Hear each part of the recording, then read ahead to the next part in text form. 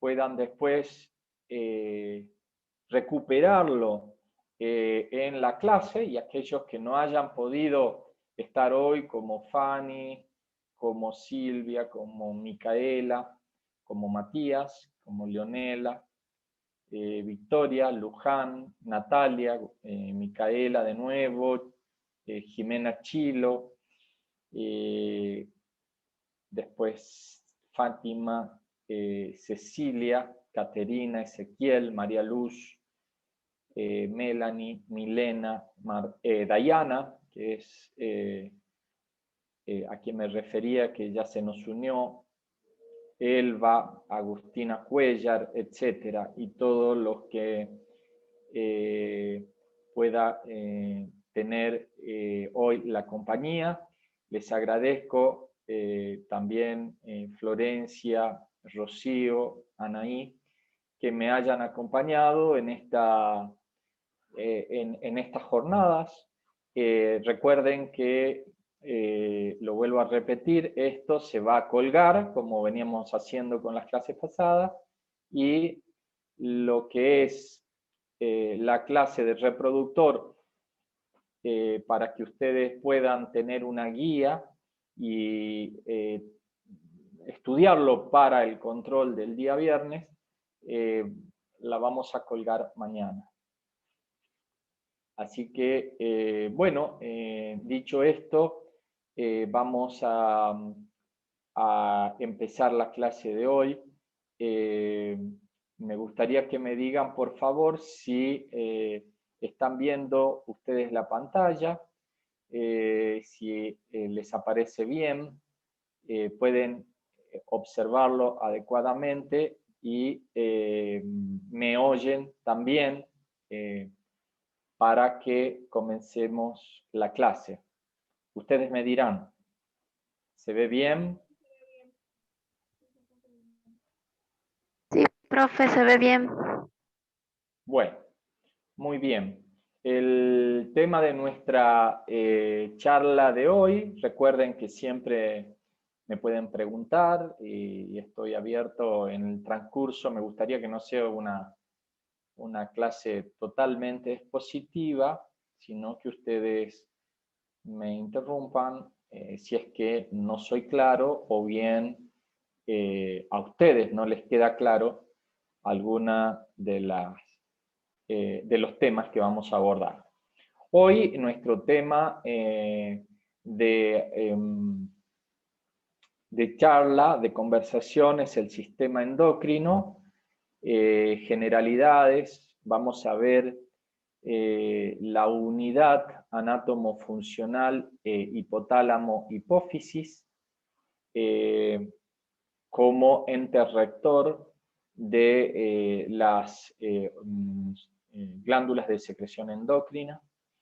Vamos a también pasar una sucinta revista a otras glándulas de secreción endocrina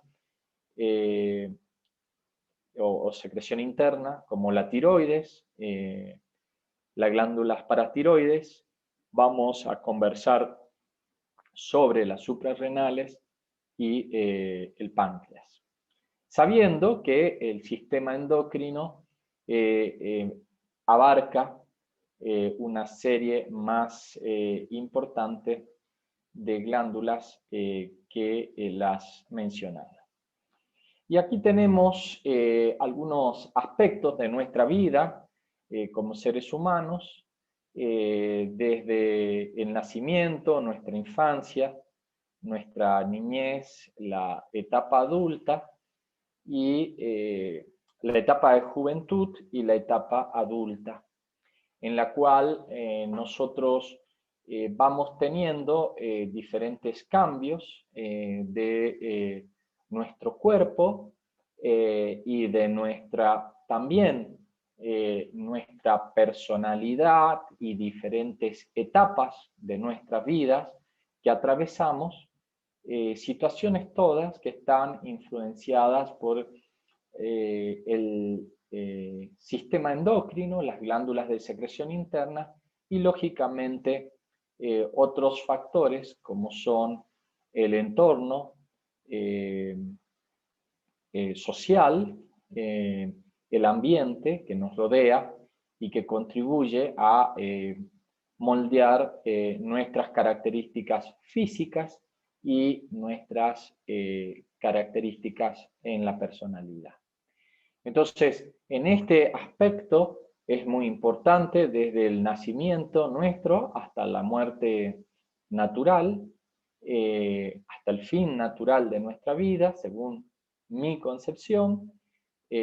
Pueden ustedes compartirlas o no, pero quiero que sepan que toda nuestra vida está influenciada en su desarrollo, en su conformación, en nuestra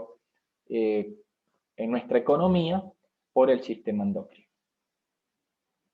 Entonces, comencemos definiendo o comprendiendo a qué denominamos nosotros sistema endocrino.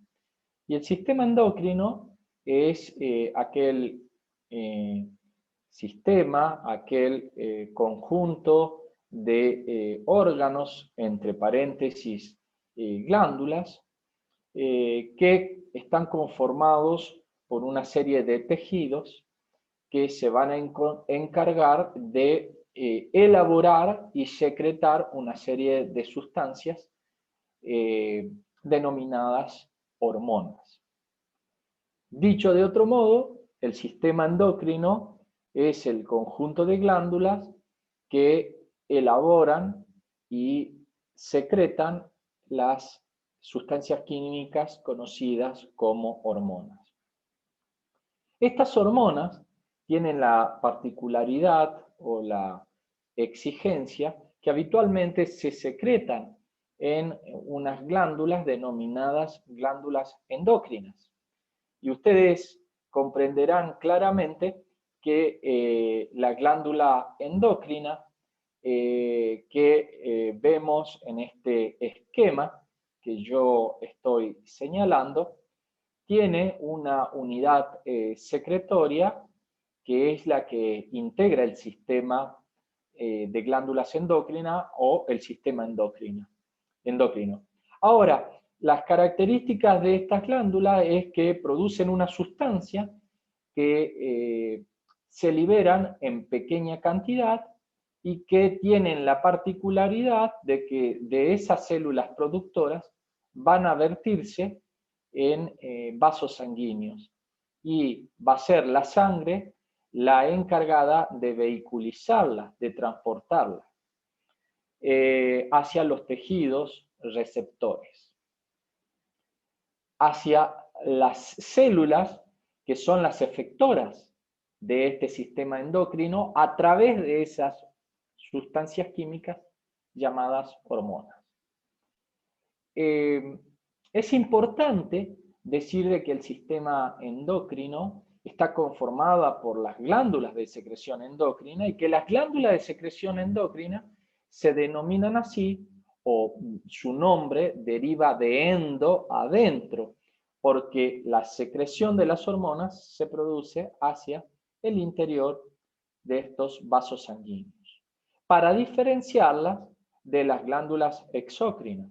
Como ustedes recordarán, cuando estudiamos glándulas, allá con tejido epitelial de recubrimiento y glandular, estudiamos un tipo de glándulas que eran precisamente las glándulas exócrinas, cuyos productos de secreción se vierten en la luz de un órgano a través de un conducto excretor. Entonces, ¿qué diferencia una glándula exócrina de una glándula endocrina? Es la presencia o no de un conducto excretor. En las exócrinas está presente, vale decir que la secreción de las células que forman esa unidad glandular se vierten a través del conducto a la luz del órgano. Mientras que las glándulas que nos motivan hoy nuestro estudio son las endocrinas, forman el sistema endocrino, se vierten en la sangre, pues carecen de conducto excretor y son transportadas a través de la sangre hacia los órganos o células en donde van a actuar, que se denominan target cell o células llanas o blancas.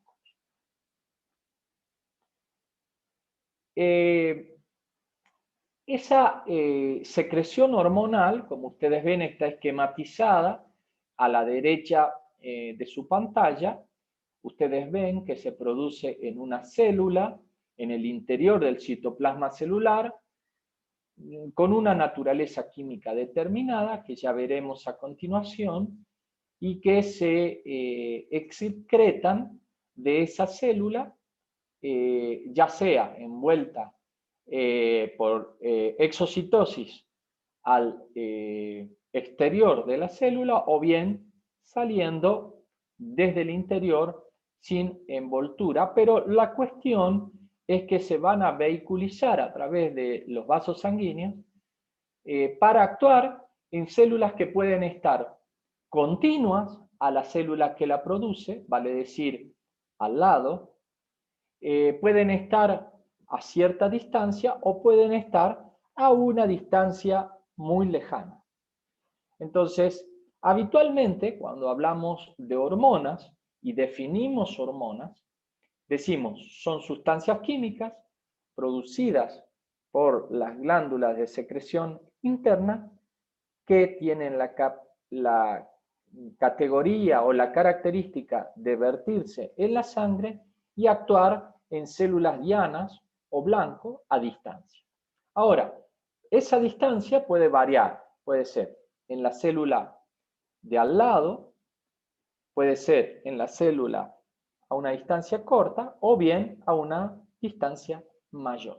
Entonces, allí surge lo que es el concepto de secreción autócrina, cuando las hormonas que es producida por la célula actúa sobre ella misma. Parácrina, cuando la hormona que es producida por una célula actúa en una célula cercana, ¿no es cierto?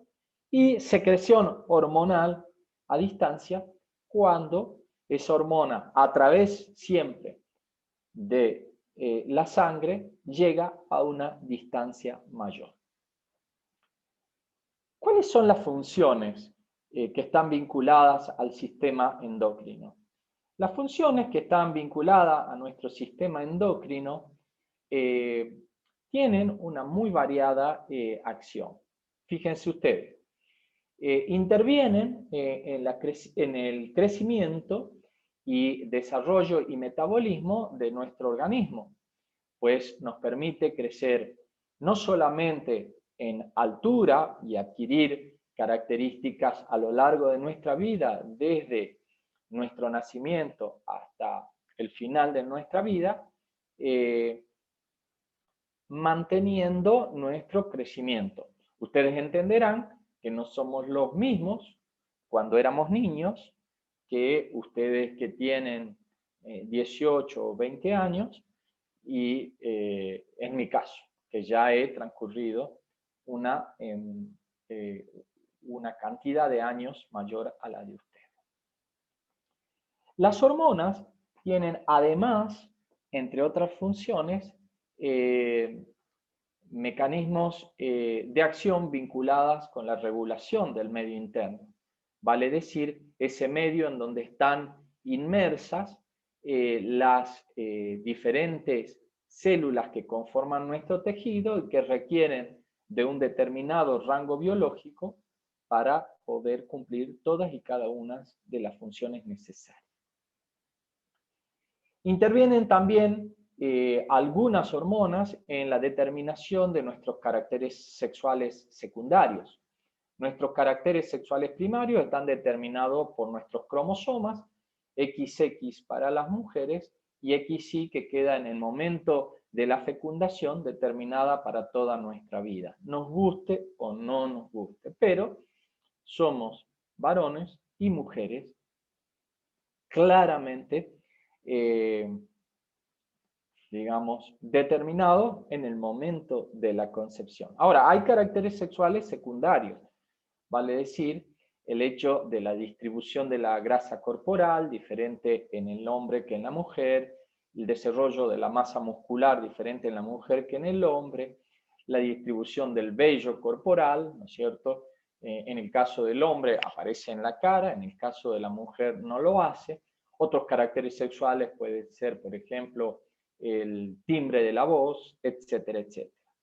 Lo mismo, los periodos o ciclos sexuales y reproductores que están netamente influenciados por las hormonas, ¿no es cierto? Nuestro estado de ánimo, la respuesta al estrés y obviamente las hormonas y el sistema endocrino aparecen como consecuencia o debido a la necesidad del autocontrol que ejerce sobre todas nuestras células el sistema neuroendocrino, vale decir, el sistema nervioso y también el sistema endocrino a través de las hormonas.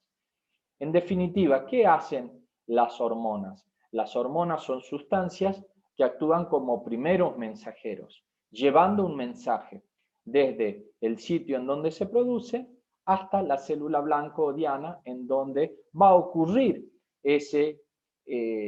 la traducción o transducción del mensaje para que esa célula lleve a cabo una determinada acción. Vale decir que la célula de la glándula de la glándula endocrina es quien produce la hormona. La hormona es el mensaje que va desde la célula productora a la célula blanco y la célula blanco diana es el efector, en donde se va a traducir el mensaje que la hormona llevó desde la célula productora hacia la célula blanca.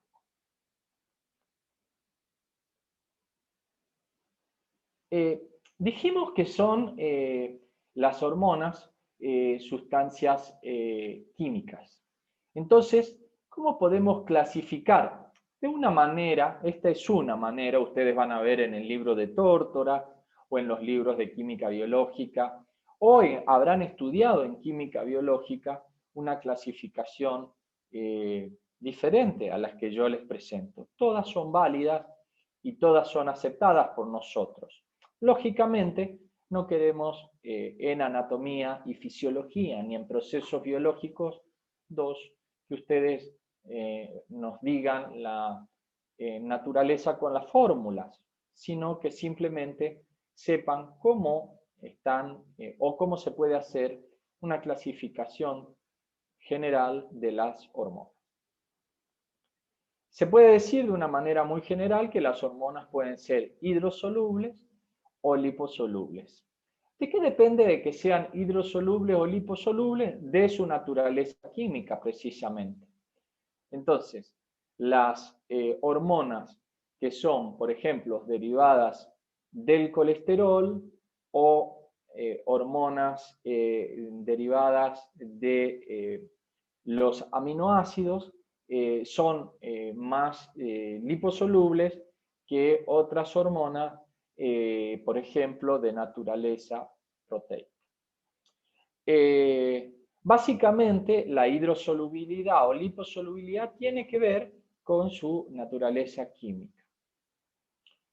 Las hormonas que son hidrosolubles, lógicamente, no solamente por la naturaleza química, sino también por el tamaño de su molécula, no van a poder penetrar al interior de la célula, sino que van a llegar la hormona, como ustedes ven aquí con el círculo en blanco, y van a tener su receptor, que es una proteína de membrana, localizado en la membrana plasmática. ¿Por qué? Porque son hidrosolubles y ustedes conocen bien que la membrana plasmática es de naturaleza lipoproteica.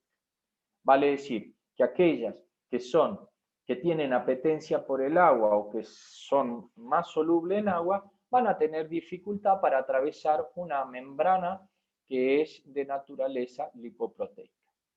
Diferente para las liposolubles, ¿no es cierto? Como pueden ser, como yo les decía, las derivadas del colesterol. que en este caso, ustedes ven la hormona como un círculo negro, y fíjense que estas hormonas, a diferencia de las hidrosolubles, llegan a la membrana e ingresan al interior celular debido a esa, digamos, compatibilidad entre hormona y la membrana. Y van a tener dos sitios de acción posibles. En el interior, o una vez que han ingresado al interior de la célula, van a poder actuar en el citoplasma, en donde encuentran algún receptor específico, como puede ser la mitocondria, o bien llegan un poco más profundamente e ingresan al núcleo y actúan a nivel de los genes o a nivel del ADN más precisamente. Entonces, quiero que le quede claro que las de naturaleza hidrosoluble son aquellas hormonas que ingresan a la célula, llegan a la célula y encuentran su receptor en la membrana. Y allí, por su naturaleza química fundamentalmente y el tamaño de su molécula, se une ese receptor y su mensaje es transmitido a la célula.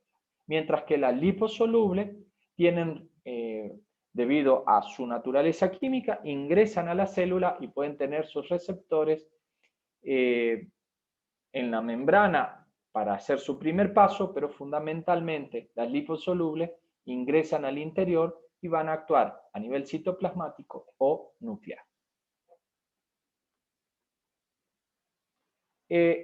Entonces, ya yendo decididamente a cómo se clasifican químicamente, fíjense, tenemos hormonas derivadas de los aminoácidos, hormonas que son peptídicas o proteicas, y hormonas eicosanoides derivadas del ácido araquidónico o de las prostaglandinas. Las hormonas aminoacídicas fundamentalmente son derivadas del aminoácido conocido como tirosina. Ustedes lo recordarán. También no solamente la tirosina, sino, por ejemplo, la histidina puede dar origen a una sustancia que tiene propiedades hormonales como la histidina, o el triptófano, del cual derivan la serotonina y la melatonina. Ahora, la tirosina, por ejemplo, va a dar origen a las hormonas tiroideas.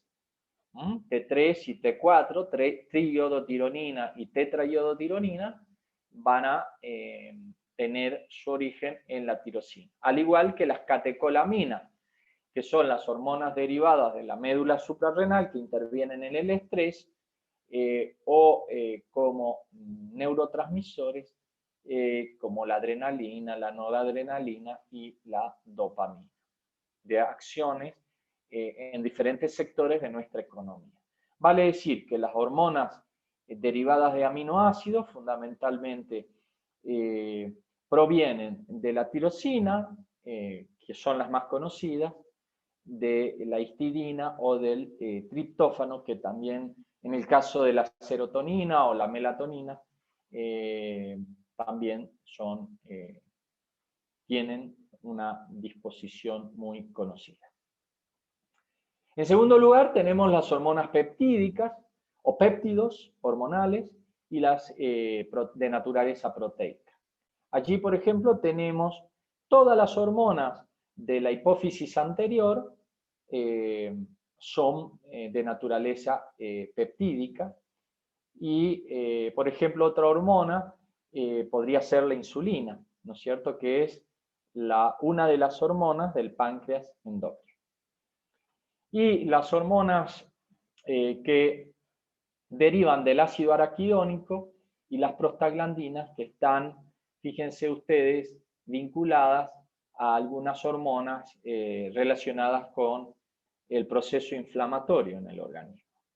Ahora observen ustedes lo que les presento en el esquema al pie y derecha de la imagen, en donde nosotros tenemos una hormona, en este caso proteica, que debido a su naturaleza química es una hormona hidrosoluble o por su tamaño celular no puede ingresar a través de los poros de la membrana plasmática al interior de la célula, entonces tiene su receptor en la membrana, que es habitualmente una proteína. Fíjense que la hormona, como yo les dijera, trae o se considera que es un primer mensajero, porque intrínsecamente en su naturaleza química y en su disposición morfológica y espacial, tiene un mensaje que trae a la célula blanco. Y ustedes ven aquí la célula diana, en donde esta hormona va a actuar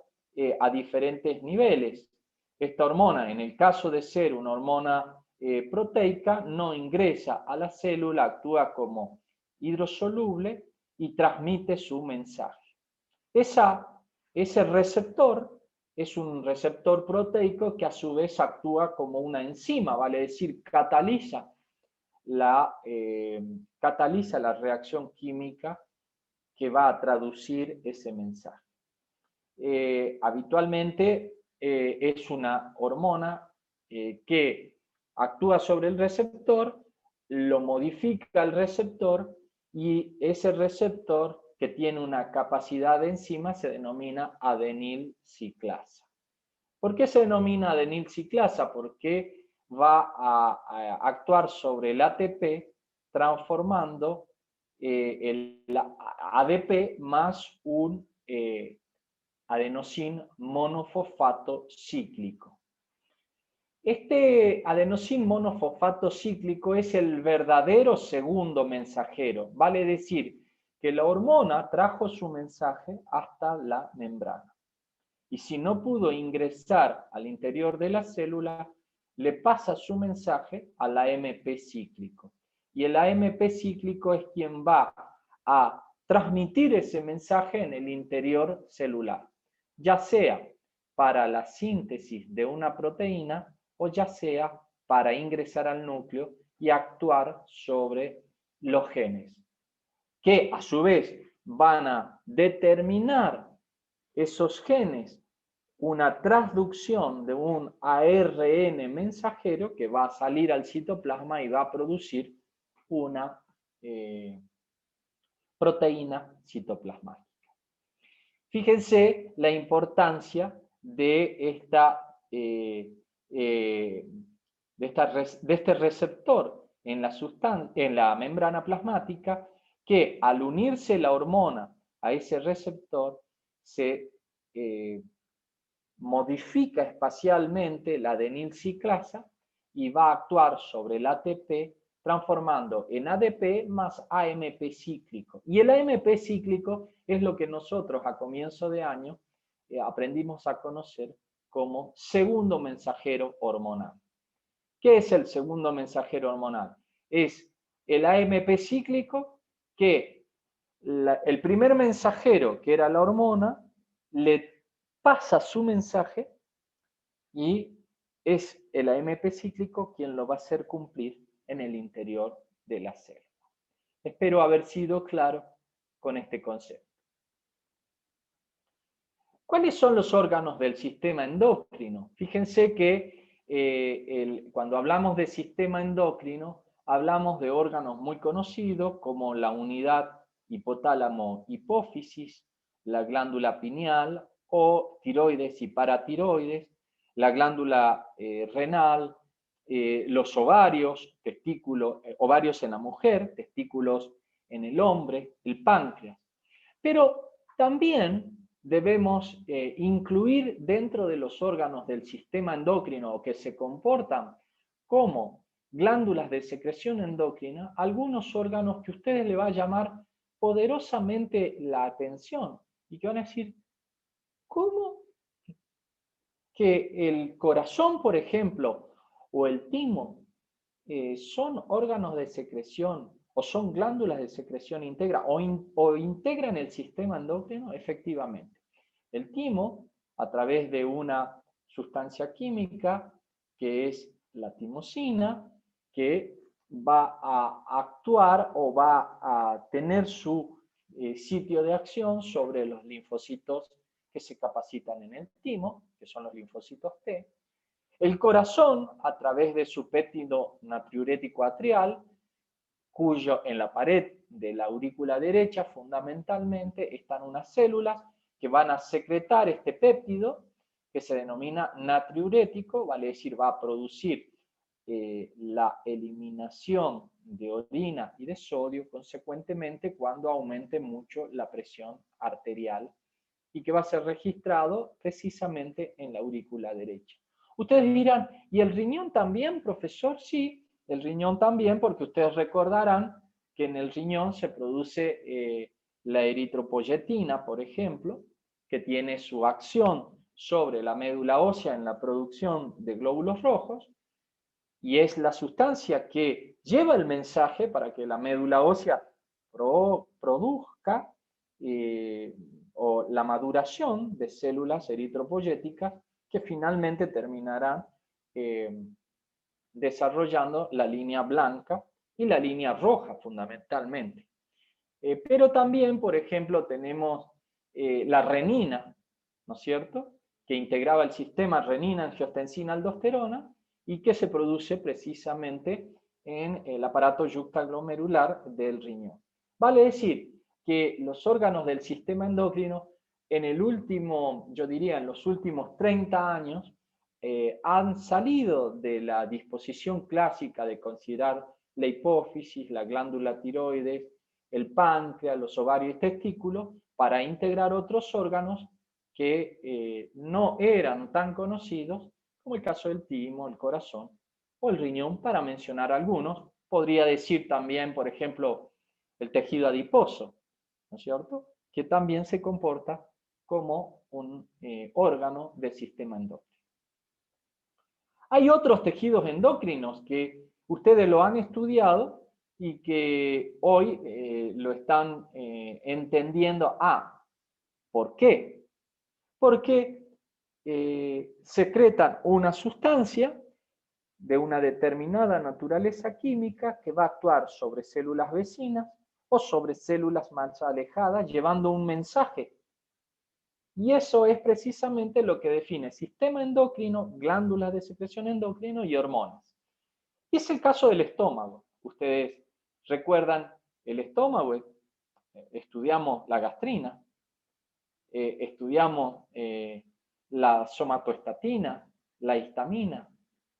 Hay otras sustancias como la grelina, el neuropéptido, la endotelina, que se producen en el estómago. La colecistoquinina, que se produce en el duodeno, por ejemplo, como ustedes ven, y que va a actuar de una manera directa sobre la secreción biliar, o la secretina, que va a actuar sobre el páncreas, exócrino, generando la secreción de hormonas proteicas para la digestión de los nutrientes proteicos que llegan al duodeno.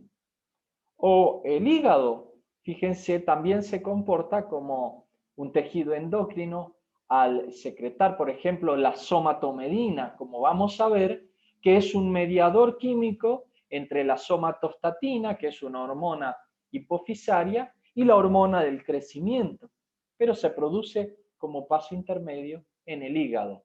Ni qué decir que en el hígado se producía el angiostensinógeno, que debido a la acción de la renina se transformaba en angiotensina 1 y que después, gracias a la enzima convertidora que provenía del pulmón, lo transformaba en angiotensina 2, potente vasoconstrictor, que actuaba sobre las arteriolas, efectuando la vasoconstricción y el aumento de la presión arterial. Fíjense qué importante es considerar al riñón, como ya dijéramos, la renina, la eritropoyetina. Sabemos nosotros que el calcitriol, que es uno de los precursores de la vitamina D, tiene un paso renal, ¿no es cierto?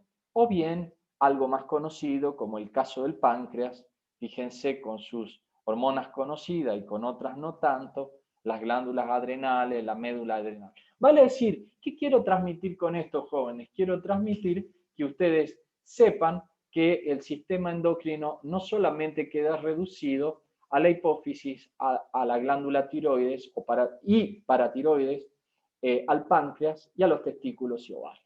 Fíjense ustedes, hemos pasado revista rápidamente a lo que hemos estudiado en aparato cardiovascular, lo que hemos estudiado en riñón y vías urinarias, lo que hemos estudiado también en aparato digestivo. Entonces nos abocamos al hipotálamo. Hipotálamo.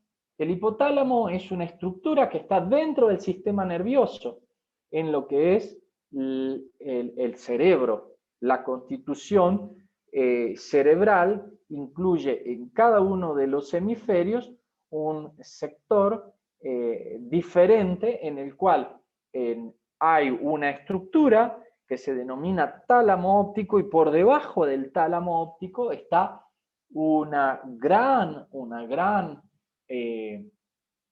cantidad de tejidos que van a determinar la aparición de una sustancia, de una estructura diencefálica que está en la base del cerebro. Entonces, yo les hablaba del tálamo óptico, y por debajo del tálamo, por eso hipotálamo, el prefijo hipo significa por debajo, está el hipotálamo. Es una estructura, desde el punto de vista topográfico cerebral, diencefálica, porque está formando parte del diencéfalo, el hipotálamo, a ambos lados del tercer ventrículo.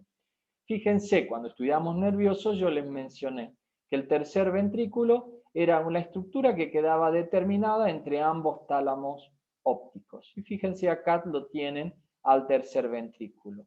En la sustancia blanca hay núcleos en relación a este tercer ventrículo. En la sustancia blanca periventricular aparecen núcleos que van a permitir dividir al hipotálamo en tres zonas, que de medial a lateral son zonas periventriculares, son, como ustedes ven, zonas periventriculares, ven zonas que son mediales y son zonas que son laterales.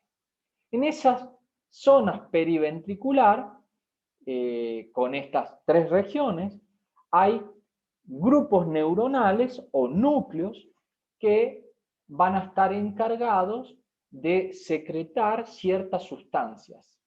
Ciertas sustancias que son neuromediadores, pero que no solamente van a actuar a nivel del hipotálamo, sino que van a descender a una sustancia y a una estructura que se encuentra inmediatamente por debajo del hipotálamo, que es la glándula hipófisis, actuando como factores liberadores o inhibidores de las hormonas que va a producir la hipófisis en un sector. O bien, directamente, estas sustancias que se producen y secretan en el hipotálamo van a descender como tales y se van a excretar en otro lugar de la hipófisis. Entonces, para que ustedes entiendan qué es el hipotálamo. El hipotálamo es una estructura que se encuentra en relación con el cerebro, con el sistema nervioso central, en un lugar por debajo del tálamo, por eso se denomina hipotálamo, que es el diencéfalo. Allí se encuentran una serie de agrupamientos neuronales, son neuronas, son células nerviosas que forman núcleos, cuyas prolongaciones descienden hasta la hipófisis. Esos axones llevan neuromediadores que actúan como sustancias inhibidoras o liberadoras y que van a actuar sobre la hipófisis, que tiene dos partes. La hipófisis pende del cerebelo, cuelga. del cerebro, cuelga de la base del cerebro. Entonces, estas neuronas cuyos axones llegan a la hipófisis llevan a su vez estas sustancias que pueden ser producidas en 3 regiones, como dijimos, periventricular, medial y lateral, y de esa zona periventricular son las que van a estar vinculadas fundamentalmente a la hipófisis, que es la glándula rectora de nuestro organismo. Fíjense, teníamos el tálamo óptico, el hipotálamo, que está por debajo del tálamo óptico, y fíjense cómo la relación es por continuidad y contigüidad con la glándula hipófisis, que ustedes ven en amarillo claramente allí. Ahora, fíjense, acá tenemos, tendríamos el tálamo óptico, tendríamos el hipotálamo, fíjense, la región periventricular con las neuronas, como yo los decía. Estas neuronas, los cuerpos celulares, forman núcleos que están ubicados, ¿no es cierto?, y relacionados a través de sus axones con la glándula hipófisis que está hacia abajo. Entonces, esos axones van a llevar las sustancias a la hipófisis o van a estar vinculadas a través de lo que se llama sistema porta hipofisario con otra parte de la hipófisis. ¿Qué es este sistema porta hipofisario? Ustedes ya escucharon el nombre de sistema porta hepático, recuerdan que eran esos capilares que surgían a nivel del intestino delgado, luego se reunían esos capilares en vénulas, luego esas vénulas conformaban la vena mesentérica superior, la vena mesentérica inferior y la vena esplénica, formaban la vena porta entraba al hígado, en el hígado se capilarizaba nuevamente, llegaban a los espacios porta, desembocaban en la vena central y salían del hígado por las venas hepáticas. ¿Recuerdan eso? Bueno, eso define una estructura anatomomicroscópica que se denomina sistema porta, esa doble capilarización en los extremos y el sistema venular y de vasos más importante en la parte central. Acá también encontramos en el sistema porta hipofisario, fíjense, llegan las arterias hipofisarias anterior y posterior, se capilarizan, toman parte del hipotálamo, se capilarizan a nivel de la hipófisis posterior o neurohipófisis, que ya veremos, de la hipófisis anterior o adenohipófisis, y salen a través de vénulas de la hipófisis. ¿Para qué existe este sistema porta hipofisario? Fíjense, para que la sangre que circula tanto por la parte baja del hipotálamo como por la hipófisis permita que estas células que se producen en estas sustancias que se producen en células neurosecretoras o en núcleos paraventriculares del hipotálamo puedan alcanzar la adenohipófisis fundamentalmente, pero también la neurohipófisis. ¿Por qué digo la adenohipófisis fundamentalmente? Porque la conexión entre hipotálamo y adenohipófisis o hipófisis anterior se produce fundamentalmente a través de vasos sanguíneos, como ustedes lo pueden ver. Pues los axones de estas células neurosecretores, ya sea de cualquier núcleo de la región periventricular, están más volcadas hacia la hipófisis posterior o neurohipófisis, que se conecta con el hipotálamo a través de fibras nerviosas. No exclusivamente, pero ustedes ven en verde que los axones descienden a la pars nervosa de la hipófisis. ¿Ha quedado claro lo que es el sistema porta hipofisario? Pregunta. ¿Qué me dicen? Sí, profe. Bueno, muy bien. Pasemos entonces a un esquema. Fíjense, en el hipotálamo, ¿qué había? En el hipotálamo, en la región periventricular, ¿no es cierto?, habían neuronas que producían o secretaban ciertas sustancias que iban a actuar como factores liberadores o inhibidores de hormonas que estaban ubicadas en la hipófisis. O bien, estas células neurosecretoras tenían axones que iban hacia la hipófisis posterior y llevaban directamente esas sustancias a la hipófisis posterior.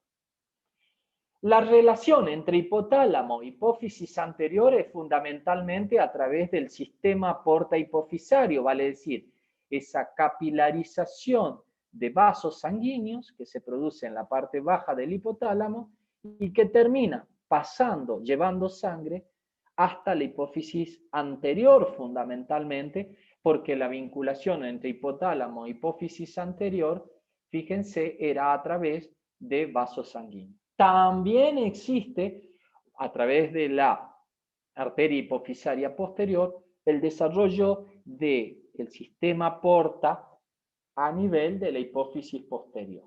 Es importante comprender esto. Ahora, la vinculación esquemática que yo les hice aquí entre hipotálamo e hipófisis anterior es para explicar que se pueden liberar hormonas liberadoras u hormonas inhibidoras que van a actuar sobre la hipófisis anterior. Y la hipófisis anterior es la verdadera glándula de secreción interna. Ya vamos a verlo, tranquilo, ya lo comprenderán. La que va a producir una hormona. Pero la liberación de esa hormona de la hipófisis anterior o la inhibición de la misma va a depender de que se liberen desde el hipotálamo hormonas liberadoras para liberar sus hormonas o inhibidoras para inhibir su secreción en la hipófisis anterior. Y las hormonas de la hipófisis anterior, que serán liberadas o inhibidas, ¿dónde actúan? Actúan en órganos efectores, en células blancos o dianas, como ya lo hemos definido en la definición de sistema endocrino y de hormonas. Este esquema nos simplifica, ¿no es cierto?, la relación entre la unidad anátomo-funcional que es el hipotálamo hipófisis, dado como ya he explicado por una continuidad anatómica, pero también existe la relación hipotálamo-hipófisis a través de una relación funcional otorgada por sustancias químicas que actúan como factores liberadores y sustancias químicas que actúan como factores inhibidores. ¿Sobre quién? Sobre la hipófisis anterior fundamentalmente, liberando o inhibiendo la producción de hormonas que van a actuar sobre órganos efectores que pueden estar en la vecindad o a la distancia. Entonces, las hormonas hipotalámicas, es importante que ustedes, no importa que ustedes sepan todo esto, jóvenes, simplemente mencionarles que las sustancias que se producen en el hipotálamo pueden ser estimulantes o liberadoras y pueden ser inhibidoras. ¿De quién? De las hormonas de la hipófisis anterior y tanto en un sentido positivo como en un sentido negativo. Y fíjense que, por ejemplo, tenemos, yo no me voy a detener en todas ellas, pero por ejemplo, le menciono lo que expresa la sigla GRH, es la hormona liberadora de la hormona del crecimiento. Vale decir que cuando en el hipotálamo, por determinados estímulos, se da la orden de producir GRH, lo que se está dando, la orden, es de producir una sustancia química que va a estimular en la hipófisis anterior la hormona que nos va a permitir nuestro crecimiento en longitud y en ancho de los huesos que conforman nuestro cuerpo. ¿Cuál es el blanco del GRH? Como ya lo dije, la adenohipófisis. ¿Y cuál es la acción principal del GRH? Estimula, como les dije, la liberación de hormonas del crecimiento. Ahora fíjense ustedes, el GHRH es la hormona inhibidora del crecimiento.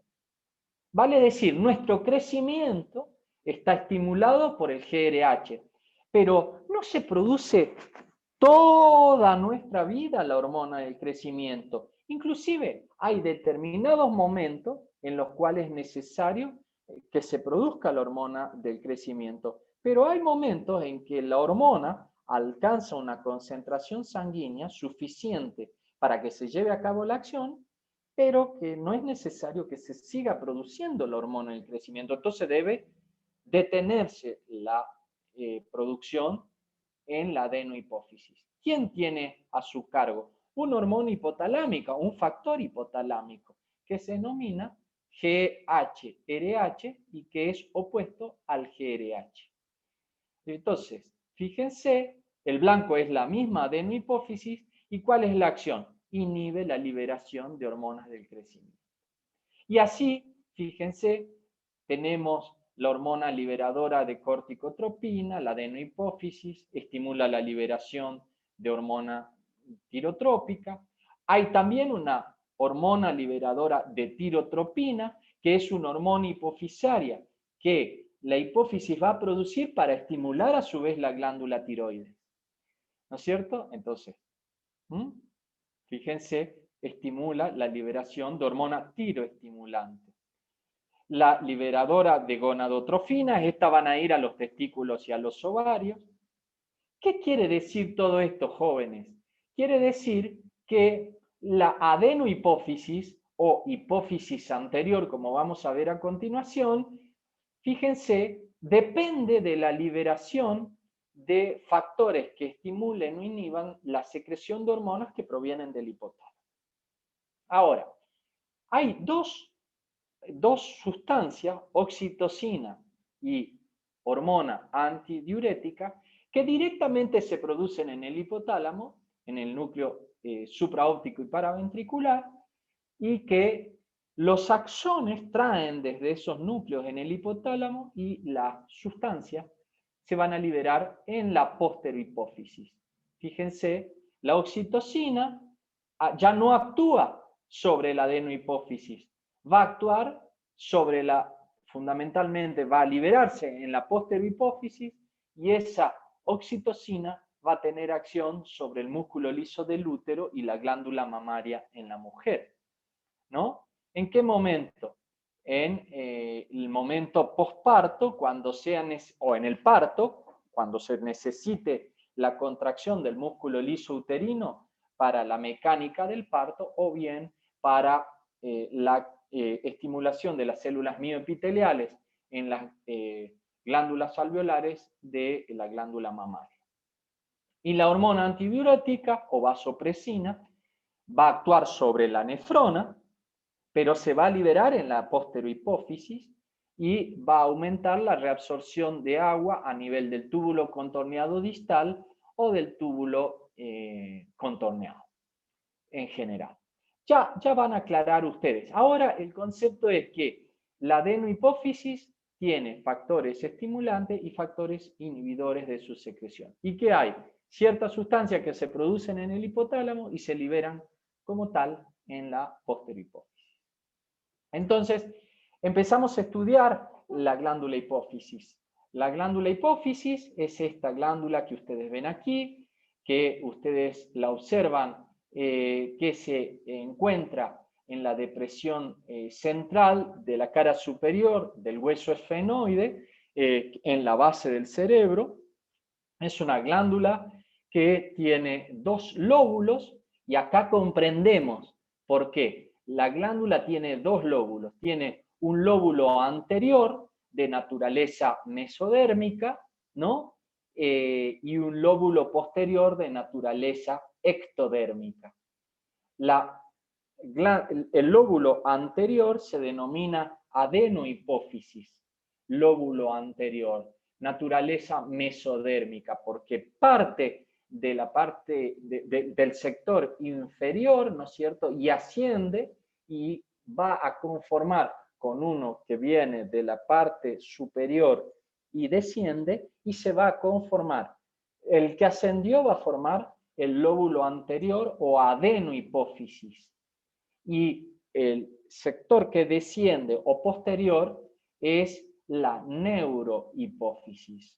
Los libros antiguos hablan de que en la unión entre adenohipófisis y neurohipófisis hay una pars intermedia, una separación que separa hacia adelante la hipófisis anterior de hacia atrás la hipófisis posterior. Ese sector se denominaba pars intermedia. Hoy se dice que básicamente la hipófisis tiene dos partes, la adenohipófisis o hipófisis anterior y la posterohipófisis o hipófisis posterior, que ustedes están viendo claramente aquí.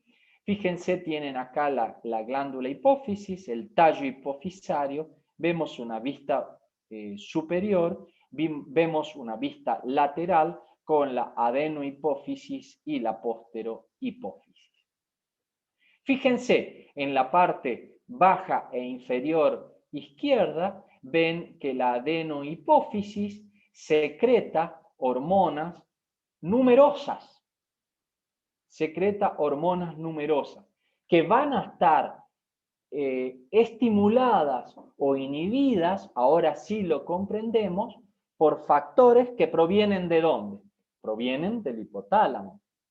Vale decir que las hormonas que va a producir las células de la adenohipófisis van a estar estimulada su producción y su liberación por factores estimulantes del hipotálamo e inhibida su liberación y secreción por factores que provienen del hipotálamo.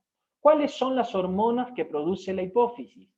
La hipófisis produce, como ustedes ven, varias hormonas, que algunas de las cuales vemos aquí. La ACTH, ¿qué es la ACTH? La hormona estimulante de la corteza suprarrenal. Estas son siglas que están en inglés. Entonces, Adrenal Corticotrophic Hormone. Entonces, ACTH. Pero nosotros hablamos el español, entonces es la hormona estimulante de la corteza suprarrenal. La glándula adrenal o suprarrenal, que se encuentra encima de los riñones, ya vamos a ver, tiene dos partes. Tiene una corteza y tiene una médula. La corteza es estimulada por la ACTH. Ahora, la adenohipófisis secreta también una hormona que es la TSH, la Thyrotropic Stimulate Hormone, la hormona estimulante de la tiroides, de la glándula tiroides, como ustedes ven aquí, ¿no es cierto? La glándula tiroides. Va a secretar la adenohipófisis la hormona del crecimiento, growth hormone, por eso es GH. Entonces, la hormona estimulante del crecimiento de los huesos en longitud y en ancho. Va a la adenohipófisis a producir la FSH, la hormona estimulante del folículo. ¿Dónde? En el ovario, debido a su nombre. Pero también tiene acción, no es una hormona, la folículo estimulante, únicamente femenina, sino que también va a estimular la producción y el desarrollo de la espermatogénesis en el testículo en el hombre. Vale decir, la folículo estimulante actúa tanto en la mujer como en el hombre. La quinta hormona es la luteinizante, hormona luteinizante, porque va a estimular en el ovario la ovulación, pero a su vez también va a estimular, ¿no es cierto?, la hormona luteinizante ciertos aspectos en la glándula mamaria de la mujer. Esto ha progresado y es la sexta hormona, que es la hormona estimulante de la glándula mamaria en la mujer, ¿no es cierto? Para producir luego de que se produce el embarazo, va a producir en las mamas que se vaya secretando la leche materna, que va finalmente a ser eyectada en el momento posterior al parto. Vale decir, la prolactina es la que acabo yo de mencionar. Vale decir que la adenohipófisis produce 6 hormonas. ¿Cuáles son? ACTH, TSH, GH, FSH, LH y la LTH o hormona prolactina. Entonces, esas son las hormonas de la adenohipófisis. Ahora, dijimos que la hipófisis tiene 2 lóbulos, un lóbulo anterior, ¿no es cierto?, que es el que acabamos de ver, y un lóbulo posterior, que era de naturaleza ectodérmica, el que provenía del sistema nervioso. Vale decir, si proviene del sistema nervioso, el tejido, ¿cómo será? Nervioso. Y ese era la parte de la hipófisis cuyos axones conducían 2 sustancias que se producían en el hipotálamo y que se liberaban como tal en la neurohipófisis. ¿Cuáles son esas 2 hormonas que actúan en diferentes sectores, pero que se producen en el hipotálamo y se liberan en la neurohipófisis? En primer lugar, la oxitocina, que dijimos que actuaba a 2 niveles, produciendo la contracción del músculo liso del útero a fin de facilitar el trabajo de parto. Y a nivel de las glándulas mamarias, para, ya no es en este caso producir la leche, sino al contraerse o producir la contracción de las células mioepiteliales, favorece la excreción de leche cuando el niño succiona la mama posterior al nacimiento. Y por último, otra hormona que es producida en este caso en el hipotálamo, pero que se libera en la neurohipófisis, es la ADH, hormona antidiurética o vasopresina, que va a producir la reabsorción de agua y sodio fundamentalmente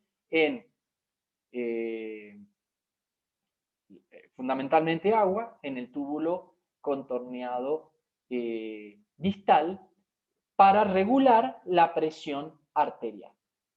Entonces, esas son las hormonas hipofisarias, muy importante, que nosotros vamos a pasar a describir someramente. Fíjense, tenemos la hormona de la adenohipófisis, que habíamos dicho que era la GH, hormona de crecimiento somatotrofina. ¿Por qué dice hígado y otros órganos? Porque nosotros dijimos que la hormona del crecimiento no actuaba directamente. La GH actuaba a través de un mediador que se producía en el hígado, que era la somatomedina. ¿Cuál es el órgano blanco de la hormona del crecimiento? Los huesos, el cartílago de crecimiento de los huesos. Pues promueve el crecimiento de las células a ese nivel para favorecer la síntesis proteica, la reparación y aumentar el metabolismo del tejido óseo de tal manera de que los huesos crezcan en longitud. Esto se produce durante nuestra infancia, durante nuestra pubertad y nuestra primera juventud, el crecimiento en longitud. Pues la hormona de crecimiento hace que crezcamos en longitud aproximadamente hasta los 20 años, luego de lo cual se cierra el cartílago de crecimiento y nuestra estatura permanece estable hasta el final de nuestra adultez, y ya en la segunda, digamos, nuestra adultez mayor, ya empezamos a tener una disminución, pero no porque los huesos se hagan más pequeños, sino porque hay una deshidratación fundamentalmente de los cartílagos intervertebrales que van a disminuir nuestra altura. Hemos hablado de la hormona del crecimiento. ¿Dónde se produce la hormona del crecimiento? En la adenohipófisis, por un factor liberador que hace que se produzca la GH. La GH actúa a través de la somatomedina a nivel de los huesos. Otra hormona, la TSH, dijimos, la hormona estimulante de la tiroides o tirotrofina. ¿Cuál es el órgano blanco de la TSH?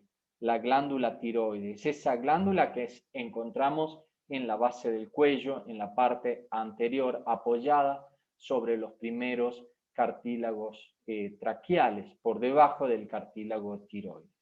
Esta hormona TSH producida en la adenohipófisis va a viajar a través de la sangre para estimular a la tiroides en el cuello.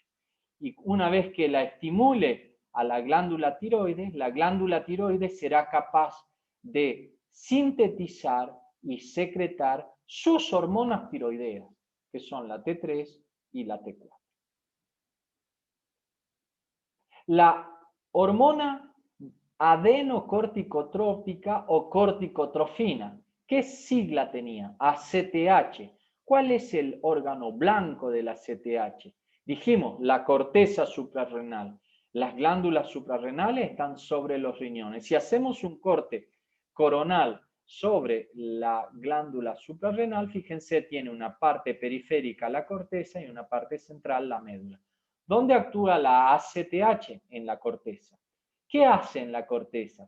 Estimula la secreción de glucocorticoides fundamentalmente, del cortisol, que es una hormona que va a aumentar la concentración de glucosa en nuestra sangre ante situaciones de estrés, de ayuno u otras situaciones. La melanocitoestimulante o melanoestimulante, ¿no es cierto?, actúa en el cerebro. No se sabe muy bien su función, pero podría influir a diferentes niveles, ya sea puede influir en la actividad cerebral, en nuestro comportamiento sexual y también estimulando ciertas células que se encuentran en nuestra piel, que son las células, los melanocitos, ¿no es cierto?, que dan la coloración a nuestra piel. Su exceso puede producir, ¿no es cierto?, anormalmente un oscurecimiento inadecuado de nuestra piel. Bueno, fíjense, la hormona luteinizante LH como sigla, actuaba a nivel del ovario y del testículo. ¿Qué hacía a nivel del ovario? La LH produce la secreción de estrógeno y progesterona, pero fundamentalmente va a estimular en el ovario la ovulación y la formación luego de la salida del ovocito va a generar y va a producir la progresión de esa cáscara en el ovario que envolvía al ovocito y que era el cuerpo lúteo. El cuerpo lúteo o cuerpo amarillo, ¿no es cierto? Entonces es importante la hormona luteinizante en la ovulación, porque en el día 12, 13, en la mujer va a producir el pico que va a desembocar en la ovulación. Mientras que la luteinizante en los testículos va a estimular la producción de testosterona. La testosterona es la hormona testicular representante y por excelencia en la expresión de los caracteres sexuales secundarios en el hombre. Fíjense, la prolactina, ¿no es cierto?, o PRL o LTH. La prolactina actuaba como célula blanco, teniéndola a la glándula mamaria en la mujer y generaba, luego de que se produzca el embarazo durante los 9 meses, va a estimular la producción de leche en las mamas. Estimular la producción de leche. No, como dice aquí, digamos, sí, la secreción, pero dentro de las glándulas alveolares. No la secreción hacia el exterior, porque esa es estimulada, ya dijimos, por la oxitocina cuando el niño succiona el pezón de la mamá. Entonces, en ese caso, se actúa, el niño succiona el pezón de la mamá, se transmite al hipotálamo, el hipotálamo libera oxitocina, que era la hormona que bajaba a la posterohipófisis, la posterohipófisis libera la oxitocina, que llega a las células mioepiteliales que rodean la glándula alveolar en la mano, se contraen y la leche sale y llega finalmente al bebé. Por último, una hormona de la glándula hipófisis es la folículo estimulante o FSH. Su nombre nos lleva a pensar de que es una hormona puramente femenina, folículo estimulante.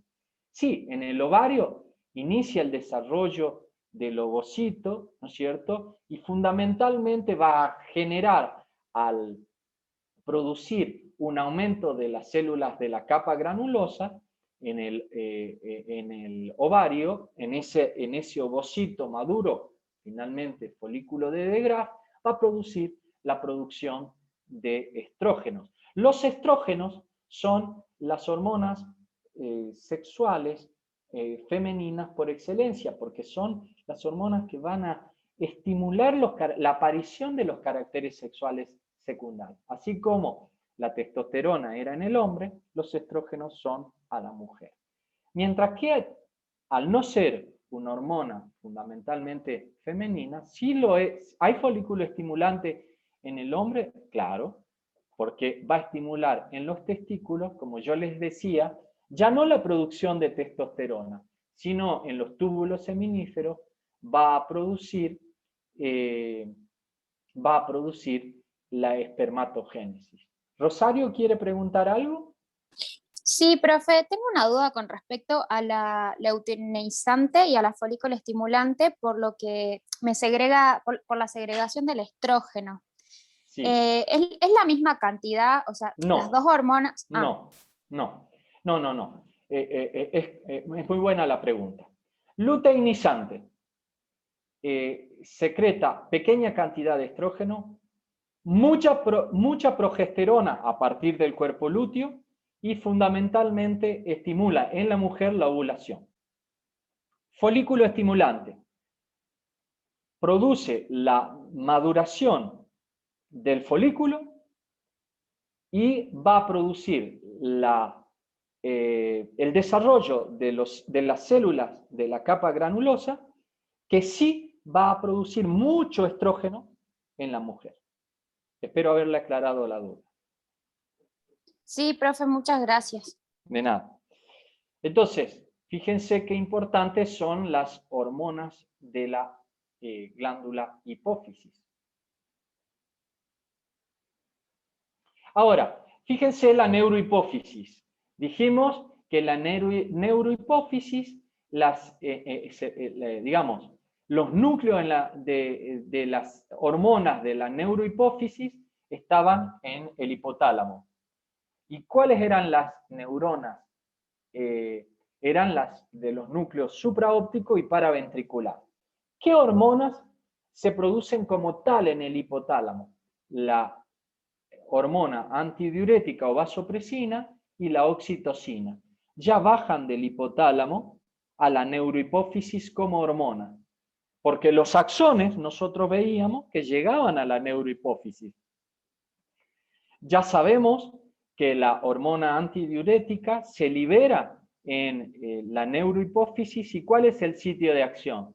Es los túbulos contorneados, fundamentalmente túbulo contorneado distal y los otros túbulos contorneados en menor cuantía. ¿Qué hace la hormona antidiurética? Elimina una orina más concentrada, pues absorbe agua.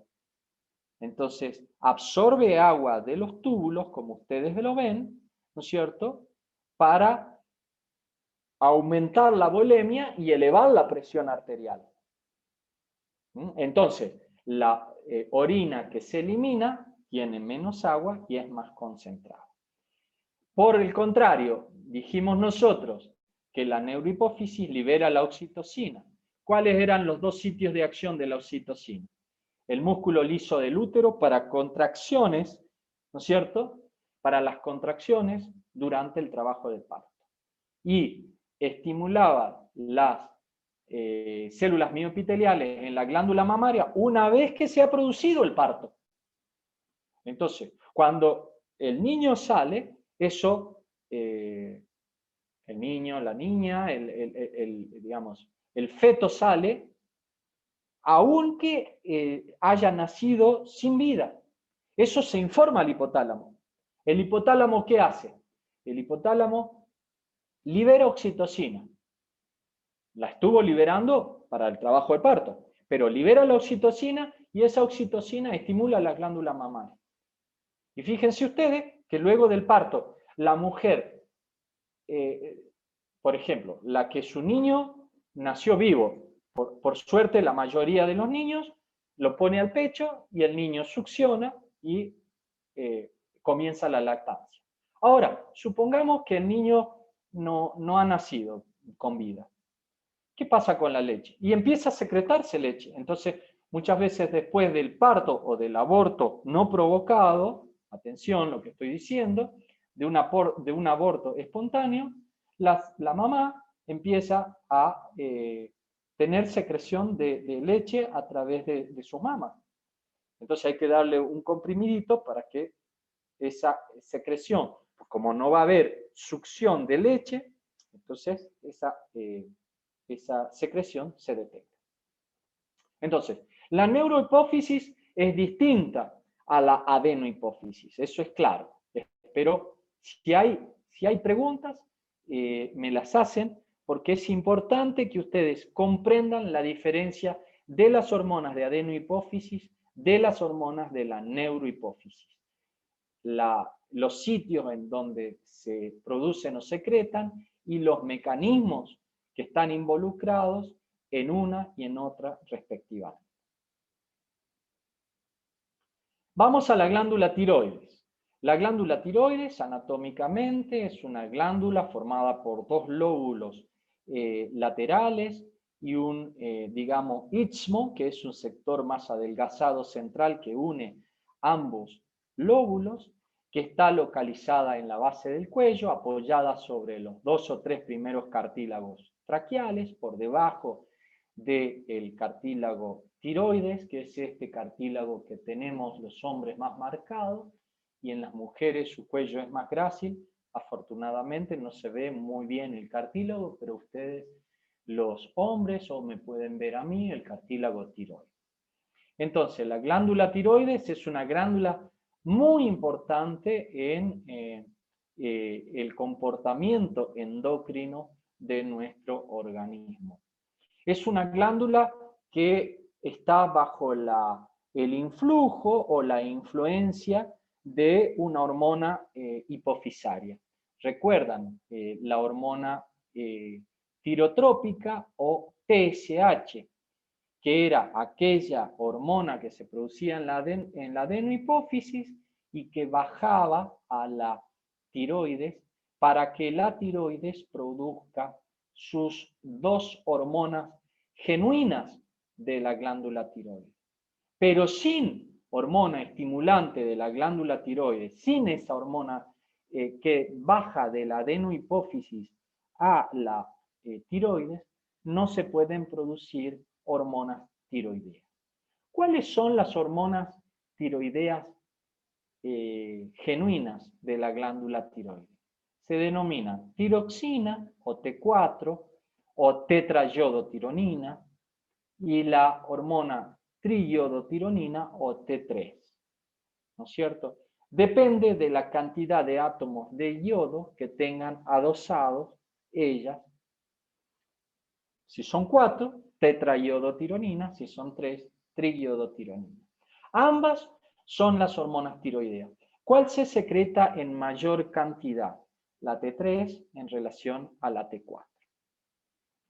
veamos un poquito cómo es la arquitectura histológica de esta glándula que hemos descrito como formada por dos lóbulos y un sector intermedio que une ambos lóbulos y que se denomina istmo. Si efectuamos un corte, vamos a ver que la glándula tiroides está formada por una unidad anátomo-funcional que se denomina el folículo tiroideo, que está formada, como ustedes ven con esta tinción de hematoxilina eosina, por células periféricas cúbicas que se colocan una a continuación de la otra y que van a formar una estructura esférica u ovoidea que se denomina folículo tiroideo.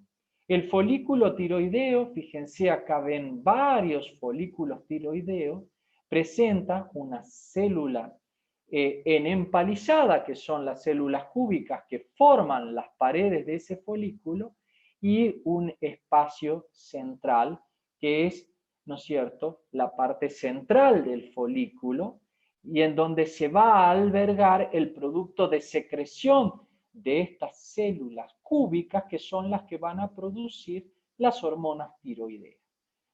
Las células en empalizada del folículo producen, debido al influjo de la TSH, las hormonas T3 y T4, que se van a secretar hacia el interior del folículo, unidas a una proteína transportadora que va a conformar esta sustancia que ustedes ven en el medio del folículo, de una coloración rosada violácea, y que se denomina coloide. Entonces, en el folículo tiroideo encontramos la mayor parte son células de un epitelio cúbico. Cada tanto encontramos algunas células más triangulares que son ocasionales. Allí vemos alguna aquí, vemos que son las células parafoliculares. Las células parafoliculares secretan una hormona que nosotros estudiamos cuando vimos el metabolismo del calcio en los huesos y que se denominaba calcitonina. Entonces, la glándula tiroides, morfológicamente o estructuralmente, macroscópicamente es de esta manera, microscópicamente es como ya lo expliqué, y produce dos hormonas, la T3 y la T4. La T3 y la T4, ¿no es cierto?, son estimuladas y digamos, controlada su estimulación por la hormona de la adenohipófisis conocida como TSH. Esta, ya sabemos nosotros que la TSH fue estimulada por un factor que provenía ¿de dónde? Del hipotálamo. El hipotálamo, al notar una baja de T3 y T4, es informado el hipotálamo. Hay baja T3 y T4. Entonces, ¿qué hace el hipotálamo? Libera un factor estimulante de la T3 y T4, que baja ¿a dónde? Del hipotálamo a la adenohipófisis. ¿A dónde va? A la célula productora de TSH. Entonces, la adenohipófisis libera la TSH. ¿Y qué hace la TSH? Baja la tiroides. ¿Y ahí qué hace en la tiroides? En la tiroides permite que las células foliculares ingresen yodo a la célula folicular. Y allí, en esa célula folicular, el ingreso de yodo hace que se genere una hormona en el interior de la célula folicular que deriva de la tirosina y que va a tener o 3 átomos de yodo unidos o 4. ¿Cómo se llama esa hormona que aparece en el interior de la glándula folicular? Se denomina T3 o T4. ¿Cuál es la acción? ¿Por qué son tan importantes las hormonas T3 y T4? Porque aumentan nuestro metabolismo basal. Vale decir, son las encargadas de regular el metabolismo de todas y cada una de nuestras células, pero fundamentalmente aumentan la síntesis proteica, el uso de glucosa y de ácidos grasos para la formación y estimulación del metabolismo celular, porque el metabolismo celular va a ser el encargado de que la célula crezca en sus funciones, pero que también que crezca de tamaño. Entonces, si nuestras células aumentan en cantidad, aumentan en función, ¿qué es lo que tienen controlada la T3 y T4 con una adecuada secreción? Nuestro metabolismo basal, vale decir, permite que nuestro cuerpo crezca armónicamente, se produzca el crecimiento corporal y fundamentalmente el desarrollo de nuestro sistema nervioso. Por eso es tan importante la secreción de T3 y T4 desde las primeras etapas de nuestro desarrollo, desde el nacimiento. Es importante saber si el niño que ha nacido tiene una adecuada secreción de T3 y T4. ¿Por qué? Para saber si va a crecer en alto, o si va a ser basquetbolista, o va a tener una estatura media, o va a tener una estatura baja. No tanto eso, porque igual es un ser humano que va a requerir todas nuestras atenciones y va a tener los mismos derechos y privilegios y la misma obligación. Ahora, ¿por qué es importante? Porque de una adecuada secreción de T3 y T4, ustedes saben, va a depender el crecimiento y desarrollo del sistema nervioso central. Y eso es muy importante, porque un niño que no tiene T3 y T4 está condenado a tener una menor capacidad cerebral, una menor capacidad cognitiva, y por lo tanto van a aparecer las alteraciones, ¿no es cierto? El hipotiroidismo congénito, la idiosia, llamada también, ¿no es cierto?, que aparece, que son esos niños con menor capacidad de ideación y de funciones cerebrales superiores. Entonces es muy importante comprender la significación de las hormonas tiroideas y de la glándula tiroides, estimulada por la TSH, una glándula hipofisaria, y a su vez bajo el control del hipotálamo. Dijimos también que en el folículo tiroideo había unas células triangulares, que eran las células parafoliculares, que estas células parafoliculares secretaban una hormona que era la calcitonina. La calcitonina actúa, fíjense, cuando los niveles altos de calcio en sangre estimulan su secreción. Entonces, ¿qué va a hacer la calcitonina? La calcitonina va a disminuir los niveles de calcio en la sangre, pues los niveles de calcio en la sangre deben tener rangos homeostáticos. ¿Y de qué manera regula eso? La calcitonina va a disminuir los niveles de calcio y fósforo en la sangre, impidiendo la reabsorción a nivel de dos sectores, el intestino y el riñón. Vale decir, se va a eliminar por heces y se va a eliminar por orina. Pero lo más importante, va a depositar en el hueso calcio, para que cuando se necesite va a actuar otra hormona y va a ir a recurrir allí al hueso, nuestro depósito de calcio in vivo, para estimular y para mantener los niveles de calcio en sangre. Las glándulas paratiroides. Paratiroides, fíjense, son 4 masas que si nosotros, acá vemos la glándula tiroides, ¿ven? Si nosotros la despegamos a la glándula tiroides y la vemos por la parte posterior, en la cara posterior de ambos lóbulos vamos a ver 4 pequeñas masas de un color amarillento, más bien de un color parduzco, ¿no es cierto? 2 en el lóbulo derecho, 2 en el lóbulo izquierdo, casi idealmente. ¿Qué hacen las glándulas paratiroides? Producen una hormona, jóvenes. Producen una hormona súper importante, que tiene relación con la última que acabamos de ver anteriormente. La hormona paratiroidea o paratormona. ¿Qué hace la hormona paratiroidea o paratormona?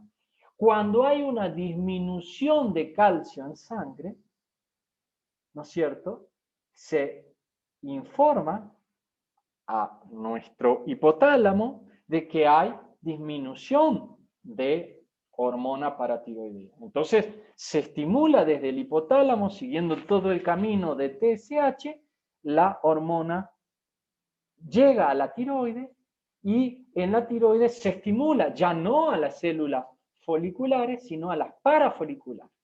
Y ella, perdónenme, ya no a las células del folículo tiroideo, sino a las glándulas paratiroides. Y son las glándulas paratiroides que van a producir una hormona que es la paratohormona o hormona paratiroidea. ¿Y qué va a hacer esa hormona paratiroidea? Se va al hueso. Y a diferencia de la calcitonina que depositaba calcio en el hueso, la paratohormona estimula a los osteoclastos. ¿Recuerdan los osteoclastos? Los osteoclastos resorben, raspan hueso y sacan calcio. Entonces ese calcio que sale del hueso va a restituir los niveles homeostáticos de calcio en sangre. Vale decir, la balancita en un platillo está la calcitonina, que aparece cuando aumentan los niveles de calcio, ella favorece la eliminación y lo deposita en el hueso. Pero cuando bajan los niveles de calcio, ¿quién actúa? Ya no la calcitonina, actúa la paratohormona o hormona paratiroidea.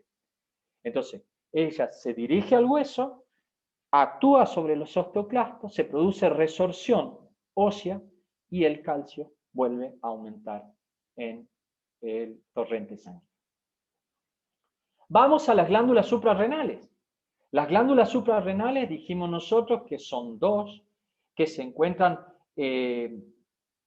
superior y medialmente a ambos riñones, por lo tanto son bilaterales, son glándulas que tienen relaciones importantísimas, no solamente al apoyar sobre los polos superiores de ambos riñones, sino con los diferentes elementos anatómicos de la zona.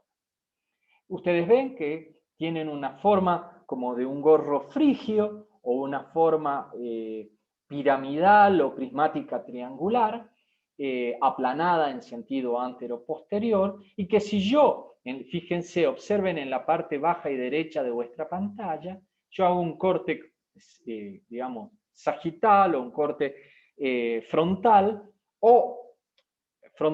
o sagital o coronal, el que ustedes quieran, van a observar que se diferencian claramente dos estructuras. Una periférica, como ya lo dijeron, que es la corteza suprarrenal, y una parte medial, que es la médula suprarrenal. ¿Qué nos interesa fundamentalmente ahora en el estudio de el sistema endocrino fundamental y de glándula suprarrenal? La corteza, lo periférico. Porque hay una hormona hipofisaria que nosotros vimos que se producía en la adenohipófisis y que estimulaba la corteza. ¿Cómo se llamaba? ¿Recuerdan? Esa hormona que estimulaba la corteza suprarrenal. ¿Lo recuerdan? Fue una pregunta. A ver, ¿están por allí? Hay 33, alguno de ustedes.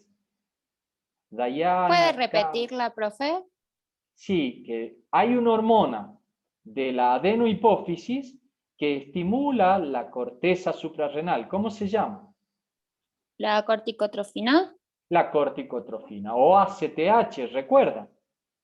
Entonces, en la corteza, si yo la observo a la corteza, fíjense, la corteza y la médula. Fíjense, si yo observo la corteza tiene tres zonas.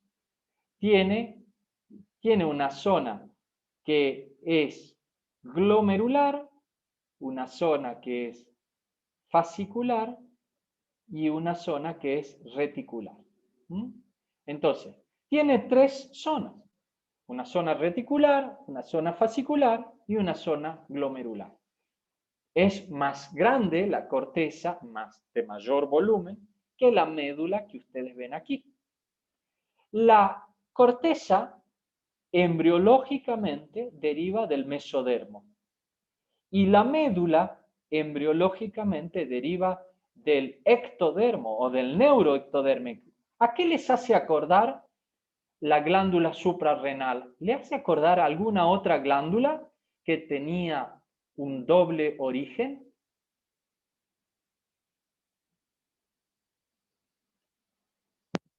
¿Recuerdan alguna otra glándula que era un doble origen y que precisamente concuerda con este? ¿No recuerdan? Era la hipófisis. No. La hipófisis, dijimos que la adenohipófisis tenía un origen mesodérmico, mientras que la neurohipófisis tenía un origen ectodérmico o neuroectodérmico. Acá la corteza, a través de esas zonas, de esas diferentes zonas, va a secretar diferentes sustancias. La glándula suprarrenal en su corteza, que es la parte periférica o externa, fíjense, va a secretar mineralocorticoides. ¿Cuál es el mineralocorticoide de la corteza suprarrenal? Ustedes ya lo estudiaron. Lo que pasa es que lo tienen disgregado. El mineralocorticoide de la corteza suprarrenal se llama aldosterona. Que ustedes lo estudiaron ¿dónde? En el sistema renina, angiotensina, aldosterona. Pues la angiotensina 2 estimulaba también la corteza suprarrenal, la región que producía el mineralocorticoide. ¿Y por qué se llama mineralocorticoide? Porque la aldosterona actúa sobre el túbulo contorneado distal de la nefrona y ¿qué retiene? Retiene sodio, que es un mineral. Y lógicamente retiene agua, eliminando potasio. ¿Lo recuerdan a eso? A su vez, la ACTH estimula también la producción en la corteza de glucocorticoides, el cortisol fundamentalmente, que afecta la homeostasis de la glucosa. Vale decir, va a estimular en la corteza, la CTH, la producción de cortisol, y al aumentar la producción de cortisol, la glucosa baja o sube. Sube. Hay una estimulación del metabolismo de la glucosa. Vale decir, se estimulan las vías indirectas para que se libere glucosa, fundamentalmente desde el hígado, al torrente sanguíneo. ¿Cómo se llamaba ese fenómeno metabólico que rompe glucógeno en el hígado y eleva la glucosa sanguínea? Se llama glucógenolisis. Por último, la corteza suprarrenal también produce en hombres y en mujeres, a diferentes cantidades, andrógenos. Vale decir, hormonas esteroideas masculinas u hormonas esteroideas que tienen efectos masculinizantes. Ahora, las señoritas que están presentes en la sesión me dirán, doctor, pero esto es raro porque yo soy mujer, me está queriendo decir que yo produzco hormonas masculinizantes. Sí, pero las señoritas, Dayana, Carla, Anaí, todas producen andrógenos, pero en poquita cantidad, en relación a mí o a cualquiera, o a Matías o a cualquiera de los varones que están en la reunión. Pero estos no son los andrógenos que van a determinar nuestro metal de voz o que todas las mañanas los varones nos levantemos y nos afeitemos. No, estos andrógenos tienen otras características. Por eso es que las señoritas, muchas señoritas, van a ver que tienen más vellito en los brazos o se quejan de que por allí les aparece un tenue vello en la parte lateral de la cara o se se fastidian porque muchas veces tienen algún vellito en la espalda. Entonces ellos, esto estimula, son estimulados por los andrógenos masculinizantes de la corteza suprarrenal. En cuanto a la médula suprarrenal produce la adrenalina, la noradrenalina, que se estimulan en el caso de situaciones de estrés. Cuando nos llaman a dar el examen de anatomía o cuando tenemos que rendir el control, nos sentimos amenazados, una situación de estrés, entonces se exprimen, dicen, me han exprimido las suprarrenales. No, se produce la liberación de adrenalina y noradrenalina que van a generar que estemos más alertas, más atentos, ¿no es cierto? Recordar entonces que las glándulas suprarrenales tienen dos partes, una periférica, que es la corteza, que está bajo el influjo de la hormona adenohipofisaria, que es la CTH, y la médula, que tiene una naturaleza neuroendocrina y que va a producir adrenalina y noradrenalina. Bueno, entonces, fíjense acá, quiero presentarle algunas cosas de interés para ustedes. Por ejemplo, este niño que vemos aquí. ¿Qué les llama la atención de este niño? Díganme ustedes. ¿El torso más grande que las extremidades? El torso solamente, dígame su nombre, por favor, si no le molesta. Rosario. Rosario. ¿Es solamente el torso, Rosario? No, las piernas más cortas de lo que debería. Sí. Y los brazos. Los bracitos Sí. como más cortos y los miembros, los miembros superiores más cortos y los miembros inferiores también. Sí. Son más cortitos. Ahora, da la sensación que este jovencito tiene el torso y la cabeza que ha desarrollado normalmente. ¿Sí o no? Sí. Bueno, esto es lo que se llama acondroplasia, ¿no es cierto? Sí. Estos son los niños que nosotros ahora se los conoce como baja estatura y que antiguamente, recuerdan ustedes, se los denominaba enanitos. Estos niños, en alguna literatura se decía que con el paso de los años les quedaba chiquito el sombrero y le quedaba grandecito o arrastraban los pantalones. ¿Por qué? Porque estos niños, debido a una afección hormonal específica en el desarrollo de sus huesos, crecen normalmente su cabecita y su torso, su tronco, y no armónicamente sus miembros superiores y miembros inferiores. Entonces, quedan de una estatura muy baja y de un desarrollo que establece una disarmonía entre tronco y cabeza y extremidades superiores o inferiores. Es una normalidad que tiene que ver con un trastorno hormonal. Ahora, yo les pregunto, entre ese niño que vimos y este, ¿qué dirían ustedes? ¿Son iguales? Carla, ¿quiere No. opinar? Rosario, Dayana. ¿Son iguales? No, o sea, le veo la cabeza diferente. La cabeza diferente y el tronco distinto. Claro, al otro ejemplo, al de la El condroplasia.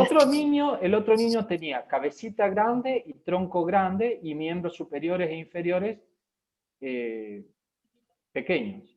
Este niño, esta persona, que ya era un adulto, es todo pequeñito, ¿verdad? Sí. Este tiene la cabeza pequeñita, armónica con su miembro superior pequeñito, su tronco pequeñito, y fíjense, por más que los pantaloncitos están hechos a medida, pero sus miembros inferiores son armónicos respecto a su estatura. ¿Sí? Este Sí, es un sí, sí. niño, esto es lo que se llama enanismo hipofisario.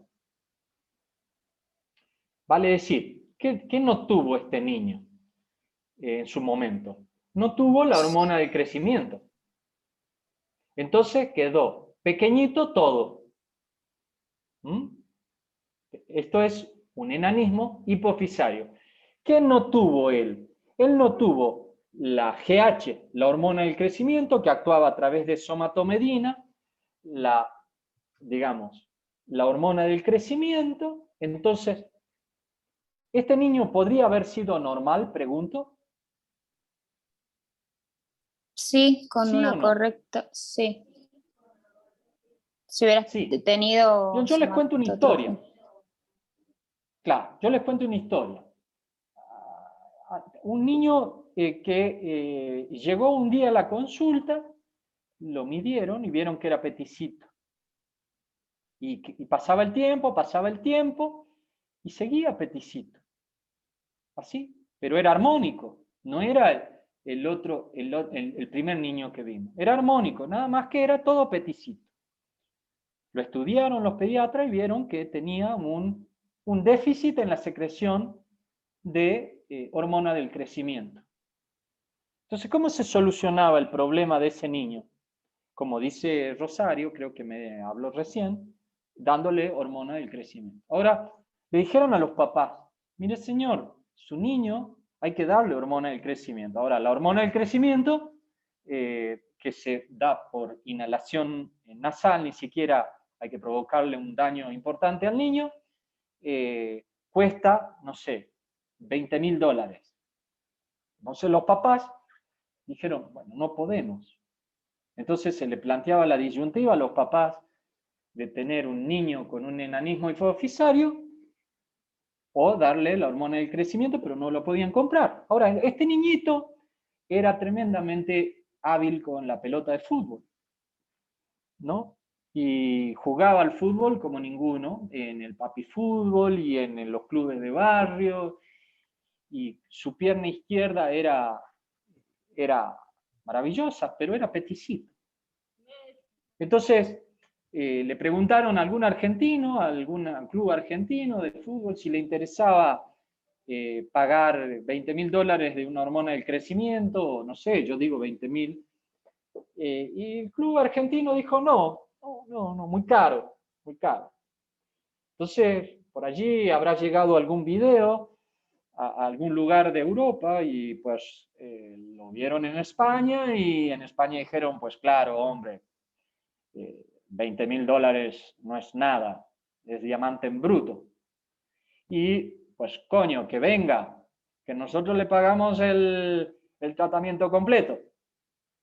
Y bueno, el niño viajó y le pusieron la hormona del crecimiento y el niño, como bien dijo Rosario, creció. Creció y le devolvió, no hormona del crecimiento, le devolvió una mina de oro, pues, a los españoles, que hábilmente en una ciudad que se llama Barcelona, le dieron la hormona del crecimiento a Lionel Messi. Y hoy ustedes lo ven a él y es una persona absolutamente normal, ya es un hombre de 30 y pico de años y es el mejor jugador del fútbol. Fíjense lo que nos separa de tener una persona con una estatura normal de tener un niño con una baja estatura. Profe, ¿y hasta qué edad se le puede suministrar a un niño la hormona de crecimiento para que crezca normal y no mientras, haya... mientras mantenga su crecimiento, su cartílago de crecimiento abierto. Por eso, ni bien, y eso ocurre cuando, hasta los 20 años. Ah, Entonces, genial. entonces, no digo que empecemos a administrarle a los 20 años, pero si usted realiza el descubrimiento a los 6 o a los 10 años, pues empieza a administrarle y recupera el crecimiento normal. Así se contó una historia, fíjense, hermanos, los dos, pero uno de de talla alta y otro de estatura normal. ¿Qué puede haber pasado acá? Y acá pasó lo contrario al señor anterior. Acá hubo en este señor, en el de la figura A, más hormona del crecimiento, ¿sí? Más hormona del crecimiento. Y fíjense qué pasa cuando hay mucha hormona del crecimiento. ¿Qué tenemos? El opuesto. La hormona de crecimiento estimula el cartílago de crecimiento y tenemos ya no un enanismo hipofisario, sino tenemos un gigantismo hipofisario, ¿no? Fíjense las dimensiones en la altura de esta joven china en relación a las enfermeras y las médicas de estatura normal. Ahora fíjense este señor, ustedes me dirán, y profesor, ¿qué pasa si se sigue secretando hormona del crecimiento y el cartílago de crecimiento ya se ha cerrado? Entonces no solamente se ha producido crecimiento en altura, sino que una vez que el cartílago se cierra, el hueso sigue creciendo a lo ancho. Y fíjense lo que es la mano de este señor en relación a la cabeza. 1,5 veces la cabeza del señor. Esto se llama acromegalia. Diferente al gigantismo. El gigantismo es el crecimiento en longitud desmesurada. ¿Qué es la acromegalia? El crecimiento en ancho de los huesos. ¿Qué hormona está involucrada aquí? La hormona que está involucrada es la hormona del crecimiento. Gigantismo, acromegalia, enanismo pituitario o hipofisario.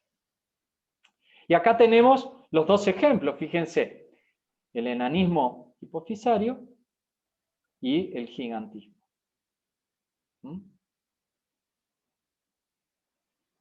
Bueno, la bibliografía en donde ustedes pueden consultar y muchísimas gracias por haberme acompañado no solamente en esta clase, sino a lo largo de esta segunda mitad del año, que no ha sido fácil para mí, y a lo largo de todo el ciclo tan anormal, y yo agradecerles a ustedes no solamente el acompañamiento, sino que hayan puesto tanto empeño y tanta dedicación. No ha sido más de una treintena, unas 50 chicos, hoy son 33, 32, 30, que me han venido acompañando, no sé si exactamente los mismos siempre, a lo largo de todo este año. Muchas gracias.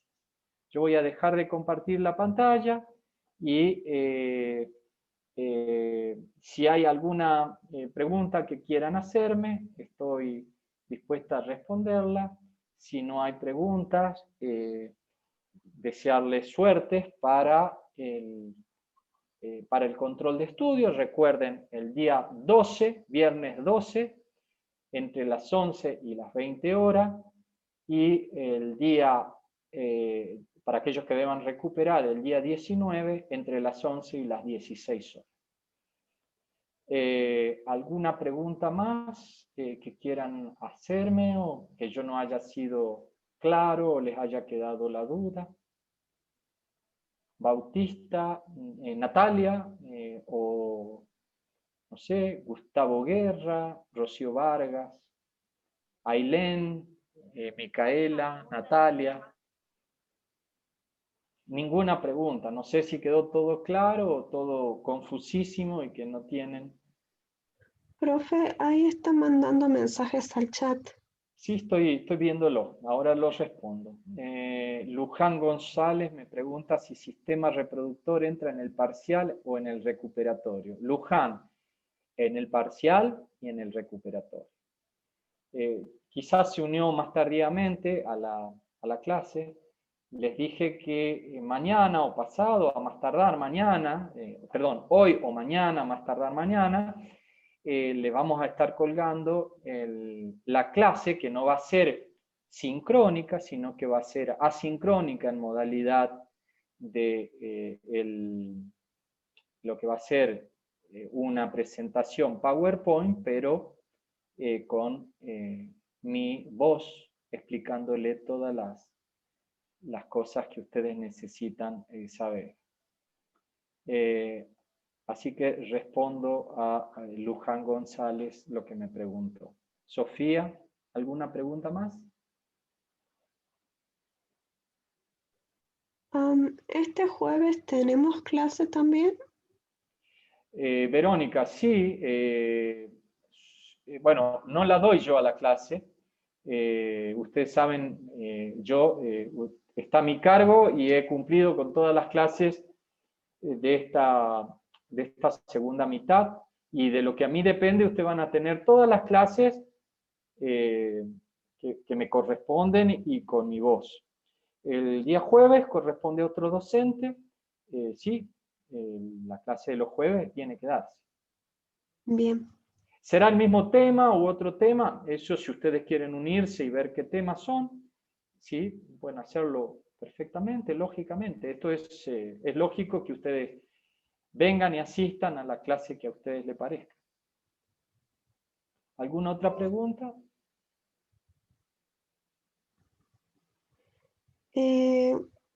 La semana que viene tendremos la última clase con usted. Sí, depende de ustedes. Si ustedes me dicen, porque ya van a haber rendido el control de estudio, ya lo rinden este viernes. Si ustedes quieren el martes próximo que nos juntemos, me dicen ahora. Si ustedes consideran que ya habiendo rendido el control de estudio no es necesario que nos juntemos, no nos juntamos. Yo podría desarrollarle el martes que viene aparato reproductor, si ustedes quieren. Pero bueno, igual se los voy a colgar para aquellos, para todos ustedes que tienen que rendir este viernes.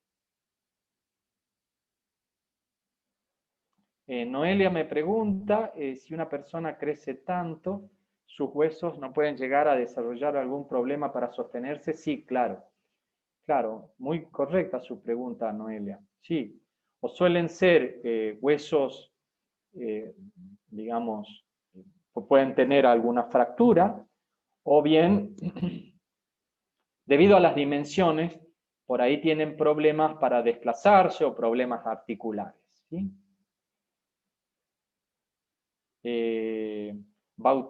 Natalia Bautista me pregunta a qué se debe la falta de la hormona del crecimiento o que haya poca hormona de crecimiento.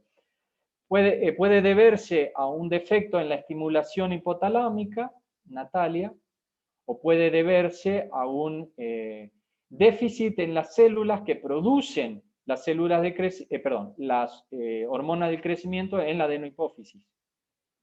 Vale decir, puede haber suficiente estimulación del hipotálamo a la hipófisis, pero hay algún problema en la célula o poca cantidad de células en la adenohipófisis que producen la hormona del crecimiento. Entonces, por más que haya estimulación hipotalámica, no hay células que produzcan la hormona. Espero haber respondido.